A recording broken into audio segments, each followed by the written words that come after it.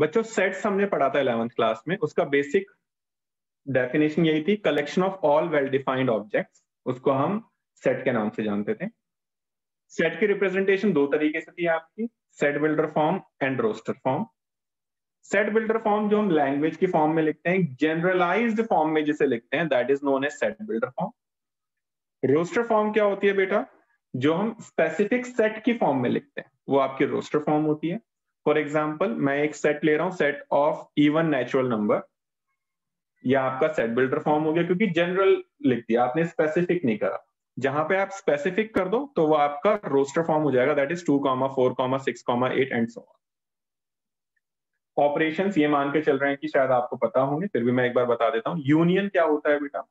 Union जैसे ए आपको दे रखा है 1 2 3, बी आपको दे रखा है 2 3 4, आपसे बोला जाए ए यूनियन बी निकालने के लिए, तो ए यूनियन बी निकालने के लिए जो दोनों में कॉमन होता है 2, 3 वो तो लेंगे, जो कॉमन नहीं है हम उनको भी ले लेंगे। इंटरसेक्शन, अब जैसे शेड, अब मुझे अगर कोई सेट को शेड करना है, ये ए दे रखा है, बी दे रखा है, ए यूनियन बी में हमने क्या करा, पूरा का पूरा ले लिया, जो कॉमन है वो तो लेंगे, जो कॉमन नहीं है हमने वो भी ले लिया। इंटरसेक्शन ऑफ सेट क्या होता है बेटा? ए इंटरसेक्शन बी, जो दोनों में कॉमन होगा सिर्फ हम वही लेंगे, इसके अलावा और कुछ नहीं लेते हम। कॉम्प्लीमेंट ऑफ सेट क्या होता है बेटा? कॉम्प्लीमेंट ऑफ सेट, जैसे यूनिवर्सल सेट आपको दे रखा है 1 2 3 4 5 6, ए आपके पास है 1 2 3, तो कॉम्प्लीमेंट ऑफ सेट होता है ए के ऊपर सी आ जाएगा, ए कॉम्प्लीमेंट या A dash, that is equal to universal minus A. Universal में से आप ए को माइनस कर दीजिए, इस पूरे यूनिवर्सल सेट में से आप ए सेट को माइनस कर दीजिए, यू विल गेट 1 2 3 4 5 6 में से माइनस करेंगे आप 1 2 3 को, you will get 4 5 6, this is your A complement. Difference of set क्या होता था? इसको हम a माइनस बी से रिप्रेजेंट करते थे। जैसे हमारे पास a है 1 2 3 और b है 2 3 4, तो हम क्या करेंगे, a में से b के एलिमेंट हटा दो। b के एलिमेंट कौन कौन से जो कॉमन है दोनों में? 2 और 3 कॉमन है, 2 और 3 को हटा दो, बचे हुए a के एलिमेंट लिख दो, दैट इज 1। तो ये डिफरेंस ऑफ सेट होता था। सबसेट क्या होता था? जैसे आपका रूम और आपका पूरा घर, तो पूरा घर सेट है और आपका रूम जो है सबसेट है, मतलब सेट का छोटा सा पार्ट।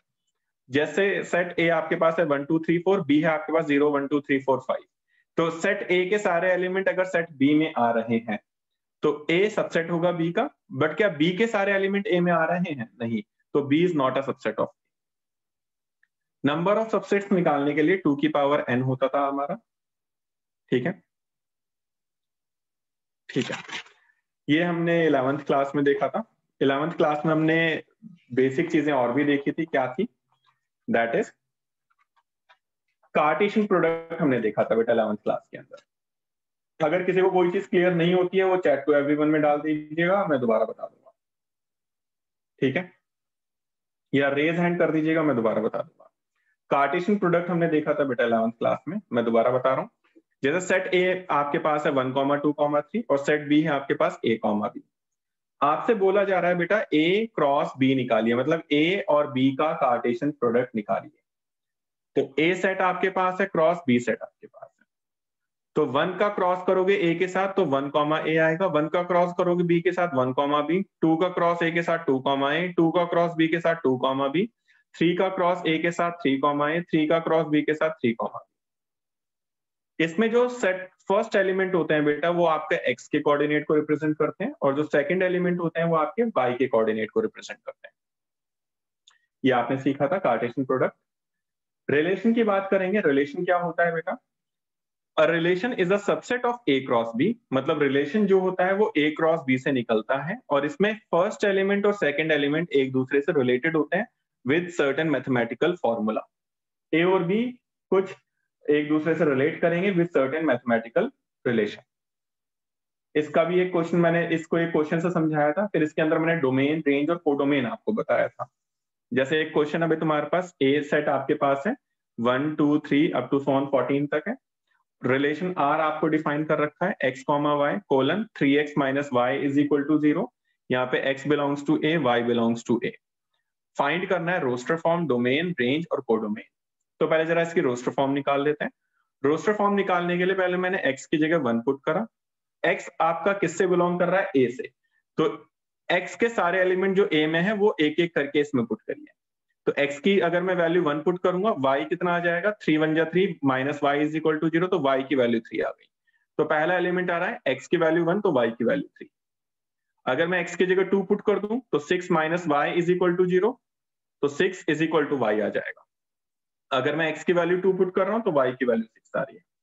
ठीक वैसे अगर मैं x की वैल्यू 3 पुट करूंगा तो y की वैल्यू 9 आएगी, x की वैल्यू 4 पुट करूंगा तो y की वैल्यू 12 आएगी, और अगर x की वैल्यू 5 पुट करूंगा तो y की वैल्यू 15 आएगी, जो है ही नहीं क्योंकि y भी तो a से बिलोंग कर रहा है, 15 तो इसमें है ही नहीं, तो हम 5,15 या इसके आगे का नहीं लेंगे, सिर्फ हमारा रिलेशन यहां तक आ जाएगा, ये 4 एलिमेंट का। ठीक है। डोमेन क्या होता है बेटा? Domain is the set of all first element in a given relation. किसी रिलेशन के अंदर set of all first element को हम डोमेन कहेंगे। तो इस वाले रिलेशन के अंदर डोमेन क्या बनेगा? 1, 2, 3, 4 इसका सेट। रेंज क्या होगा? रेंज होगा set of all second element, सारे के सारे सेकंड एलिमेंट के सेट को हम रेंज कहेंगे। 3, 6, 9, 12, 3, 6, 9, 12 इसके सेट को हम रेंज कहते हैं। कोडोमेन क्या होता है बेटा? कोडोमेन एक ऐसा सेट होता है जिससे आपका रेंज निकलता है, या फिर जिससे आपका y बिलोंग करता है। तो y किससे बिलोंग कर रहा है? y belongs to a, so codomain will be a, that is 1 से लेकर 14 तक सारा। तो ये कॉन्सेप्ट बेटा हमने देखे थे 11th क्लास के अंदर। अब 12th क्लास के अंदर क्या है कॉन्सेप्ट, वो भी एक बार जरा देख लेते हैं बच्चों। 12th क्लास के अंदर क्या कॉन्सेप्ट है? 12th क्लास में रिलेशन को थोड़ा सा और आगे बढ़ा दिया है।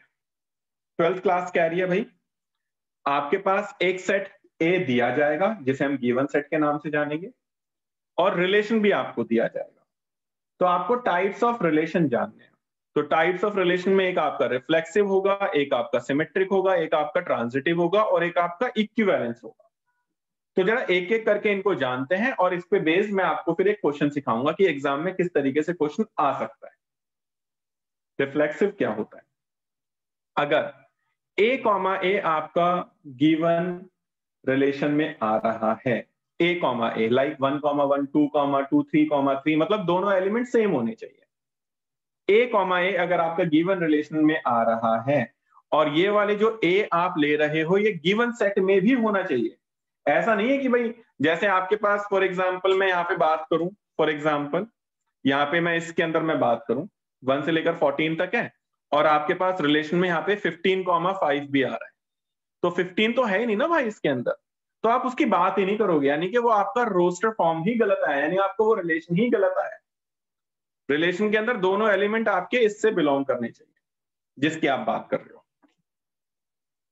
तो ए जो है आपका गिवन सेट में भी होना चाहिए। अगर ऐसा है तो रिफ्लेक्सिव होगा गिवन रिलेशन। फॉर एग्जाम्पल 1, 1, 2, 2, 3, 3 अगर ऐसा बिलोंग कर रहा है तब तो गिवन रिलेशन आपका रिफ्लेक्सिव होगा। सिमेट्रिक में क्या होता है? अगर ए बी से बिलोंग कर रहा है तो बी भी आपका ए से बिलोंग करना चाहिए। फॉर एग्जाम्पल ए बी की बहन है, तो क्या बी ए की बहन हो सकती है? पॉसिबल है? नहीं है पॉसिबल। अगर ए बी की बहन है तो बी लड़का भी तो हो सकता है, तो बी क्या ए की बहन हो सकता है? नहीं। बट अगर मैं बोलूं ए और बी दोनों लड़कियां हैं और ए जो है बी की बहन है, तो क्या बी ए की बहन होगी? यस, इस वाले केस में होगा। तो सिमेट्रिक कहता है कि अगर ए कॉमा बी आर से बिलोंग कर रहा है तो बी कॉमा ए भी आपका आर से बिलोंग करना चाहिए, और ए और बी दोनों आपके गिवन सेट में होने चाहिए। अगर ऐसा है तो आपका जो आर होगा वो सिमेट्रिक रिलेशन होगा, उसको हम सिमेट्रिक रिलेशन कहेंगे। Now what is transitive? Transitive होता है अगर ए कॉमा बी आर से बिलोंग कर रहे हैं, बी कॉमा सी आर से बिलोंग कर रहे हैं, तो ए कॉमा सी भी आपका आर से बिलोंग करना चाहिए। ठीक है, ए कॉमा बी आर से बिलोंग कर रहा है, बी कॉमा सी आर से बिलोंग कर रहा है, तो ए और सी भी आपका आर से बिलोंग करना चाहिए for all those values A B C जो आपकी गिवन सेट ए में है। अगर ऐसा है तो आपका आर ट्रांजिटिव होगा। इसका एक और पार्ट है कि जैसे ए बी आपका आर से बिलोंग कर रहा है, बी कॉमा सी आर से बिलोंग कर रहा है, तो ए कॉमा सी भी आर से बिलोंग करना चाहिए। बट अगर अकेला ए कॉमा बी भी आपका आर से बिलोंग कर रहा है ना बच्चों, तब भी आपका आर ट्रांजिटिव होगा। ए कॉमा बी अकेला बिलोंग करना चाहिए। कंडीशन है कि बी कॉमा सी नहीं होना चाहिए, और बी कॉमा सी नहीं है तो ए कॉमा सी भी नहीं होगा। फिर अगर अकेला ए कॉमा बी आपका आर से बिलोंग कर रहा है तब भी वो रिलेशन आपका ट्रांजिटिव कहलाएगा। इक्विवेलेंस रिलेशन क्या होता है? वो होता है जब कोई रिलेशन आपका रिफ्लेक्सिव भी हो, सिमेट्रिक भी हो, ट्रांजिटिव भी हो, तो ऐसे रिलेशन को हम कहते हैं इक्विवेलेंस रिलेशन। ट्रांजिटिव मैं बात कर लेता हूं। लेट्स सपोज 3 बच्चे हैं, ए कॉमा बी कॉमा सी। ए और बी दोनों सेम क्लास में हैं, 12th क्लास में है। बी और सी भी दोनों सेम क्लास में है, 12th क्लास में है। तो क्या ए और सी भी सेम क्लास में होंगे? यस होंगे। अगर ऐसा होगा तो ये ट्रांजिटिव होगा। यानी अगर ए कॉमा बी आर से बिलोंग करेगा, बी कॉमा सी आर से बिलोंग करेगा, तो ए कॉमा सी भी आपका आर से बिलोंग करना चाहिए। ठीक है, अगर ऐसा होगा तो वो ट्रांजिटिव होगा, अदरवाइज नॉट। या फिर अकेला, अगर only A comma B belongs to R, तब भी वो ट्रांजिटिव होगा। तो बच्चों इस पे बेस्ड एग्जाम में क्वेश्चन आता है, तो जरा एक बार क्वेश्चन देख लेंगे हम। इस पे बेस्ड क्वेश्चन किस तरीके से आता है, रिफ्लेक्सिव सिमेट्रिक ट्रांजिटिव पे बेस्ड।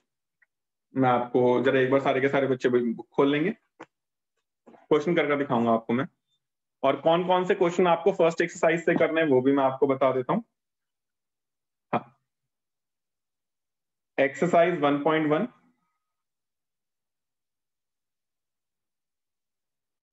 क्वेश्चन नंबर 3,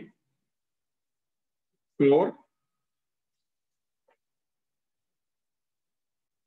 6, 8, 9, 3, 4, 6, 8, 9, 11, 12, ये कर लेना बस। देखो बच्चों, मैंने 7 क्वेश्चन दिए हैं, 7 क्वेश्चन में से मैं उम्मीद करता हूं कि आप लोग कर लोगे इन क्वेश्चंस को। जिसमें जनरली जो बहुत ज्यादा इंपॉर्टेंट है वो 8वां और 9वां है, मतलब ये सारे इंपॉर्टेंट है बहुत ज्यादा। तीसरा, चौथा, छठा, 8वां, 9वां, इनमें से एग्जाम में आ जाता है।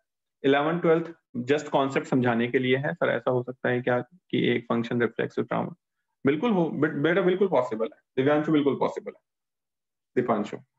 तो मैं आपको इनमें से एक क्वेश्चन कर, 2 क्वेश्चन कर दिखा देता हूँ। चलो एक कर देता हूँ, बाकी तुम लोग करिएगा, अगर नहीं होगा तो आप लोग मुझसे पूछिएगा। मेरी पीडीएफ के अंदर मैंने सारे क्वेश्चंस कर रखे हैं, आप वहां से हेल्प ले सकते हो और ट्राई कर सकते हो। अभी बस मेरा काम यह है कि मैं आपको कॉन्सेप्ट समझाऊंगा, क्वेश्चन आपको एक कर दिखाऊंगा, सो दैट आप क्वेश्चन को अच्छे से समझ सको।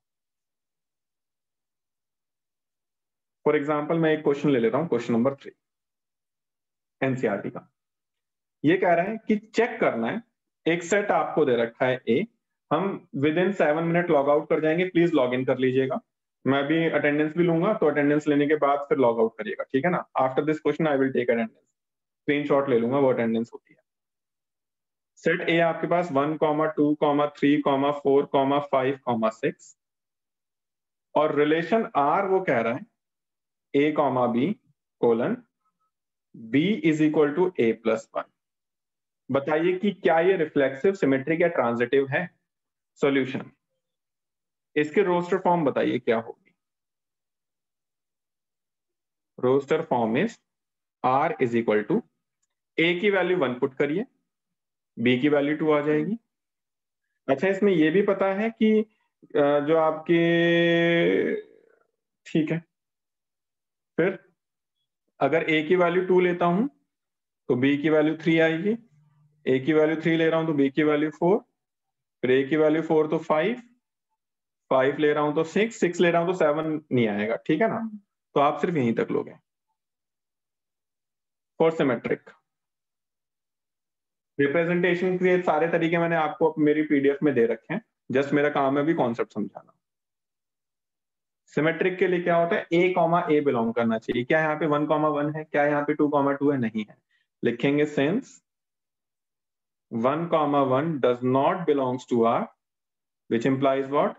R is, हाँ जी बेटा मैं भेजूंगा PDF, don't worry, R is not reflexive, sorry ये रिफ्लेक्सिव की बात हो रही है, मैं सिमेट्रिक बोल रहा हूँ पर ये रिफ्लेक्सिव की बात हो रही थी, ठीक है ना। ए कॉमा ए यानी रिफ्लेक्सिव की बात हो रही है। फॉर सिमेट्रिक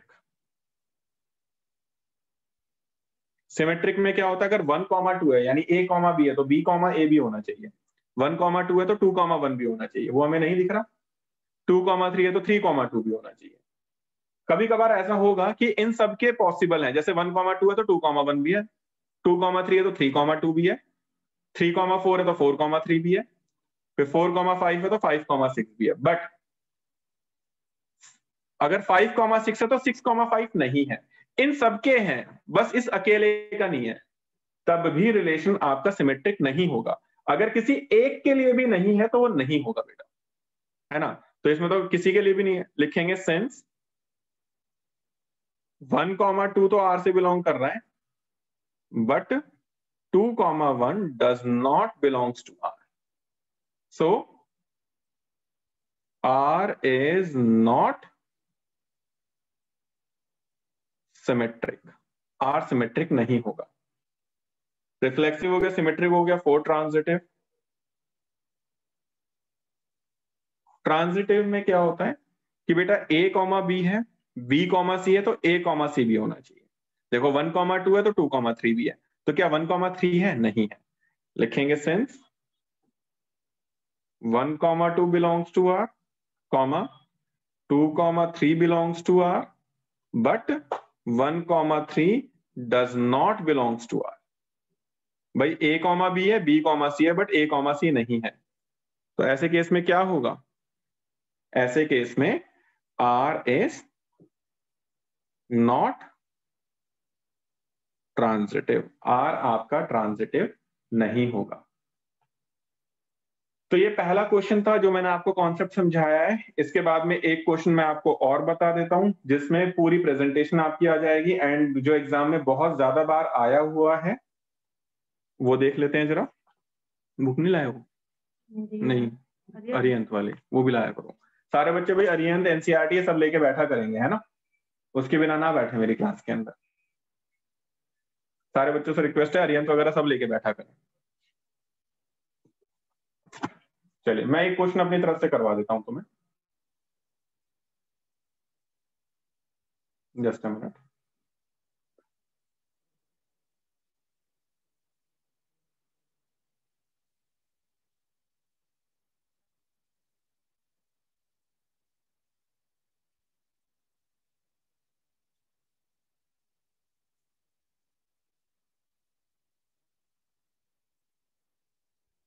मैं क्वेश्चन लिख रहा हूं।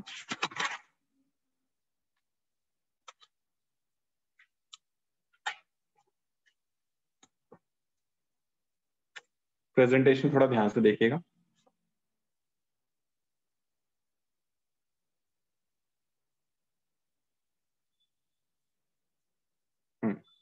ये वाला क्वेश्चन एग्जाम में बहुत बार आया हुआ है। अभी कह रहा लेट ए आपके पास है 1,2,3 से लेकर up to 12 and R be a relation in A cross A. बहुत बार एग्जाम में आया हुआ है। Defined by A comma B relation C comma D if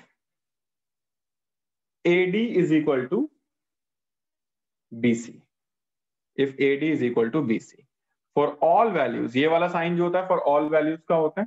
for all values A comma B comma C comma D belongs to A cross A, then prove that R is an equivalence relation। Prove करना है कि R एक equivalence relation होगा। also obtain equivalence class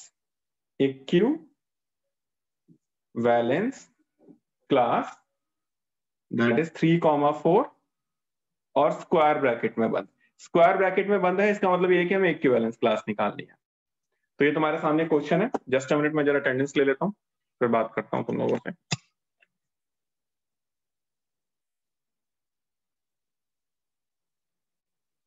भाई अभिषेक, आप कोशिश करियो regular आने की क्लास के अंदर। अदरवाइज बेटा अब नुकसान हुआ ना तो अब भरपाई नहीं हो पाएगी तेरी। और मानस तू भी भाई कोशिश करियो रेगुलर क्लास में आने की, ठीक है ना?